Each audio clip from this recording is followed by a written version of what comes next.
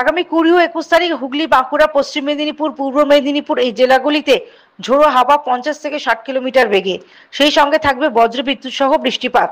22 তারিখে পুরুলিয়া, বীরভূম, বাঁকুড়া বজ্রবিদ্যুৎ সহ বৃষ্টিপাতের সম্ভাবনা, সেই সঙ্গে থাকবে দমকা হাওয়া 40 থেকে 50 কিলোমিটার বেগে।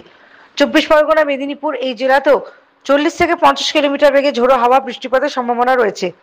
উত্তরবঙ্গে মালদা, দক্ষিণ দিনাজপুর, আলিপুরদুয়ার এই 3টে জেলার শিলাবৃষ্টি হওয়ার সম্ভাবনা রয়েছে। 22 তারিখে হলুদ সতর্কতা জারি করা হয়েছে এবং উত্তরবঙ্গের অন্যান্য জেলাগুলিতে 2-1 জায়গায় বিক্ষিপ্তভাবে বিদ্যুতের সঙ্গে বৃষ্টিপাতের সম্ভাবনা রয়েছে, সেই সঙ্গে থাকবে বজ্রবিদ্যুৎ সহ দমকা হাওয়া। আজ 19 তারিখ পুরুলিয়া, বাঁকুড়া, ঝাড়গ্রাম এই জেলাগুলিতে হালকা থেকে মাঝারি ধরনের বৃষ্টিপাতের সম্ভাবনা রয়েছে। 20 তারিখ কলকাতা সব জেলাতেই হোয়াইট স্প্রেড বৃষ্টিপাতের সম্ভাবনা রয়েছে। 21 তারিখ কলকাতায় কমলা সতর্কতা জারি করা হয়েছে আবহাওয়া দফতরের তরফ থেকে। 22 তারিখে কলকাতা ও তার পার্শ্ববর্তী অঞ্চলে বজ্রবিদ্যুৎ সহ বৃষ্টিপাতের সম্ভাবনা রয়েছে। 30 থেকে 40 কিলোমিটার বেগে দমকা হাওয়া। 23 তারিখে খুব হালকা বৃষ্টির সম্ভাবনা রয়েছে কলকাতায়।